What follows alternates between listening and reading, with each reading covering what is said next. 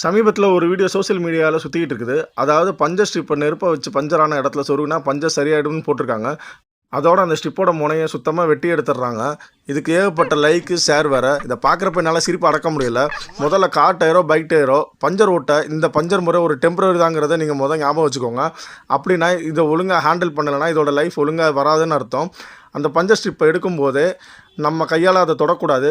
ஏன்னா, அதில ஒரு விதமான ஒட்டும் பசத்தன்மை இருக்கும். அதுதான் டயரோட ஓட்டையை சீல் பண்ணுறது. அதோட இதை சொருகும்போது பயங்கர டைட்டாக இருக்கணும். அப்போ தான் இது அவ்வளோ சீக்கிரம் லீக் ஆகாது.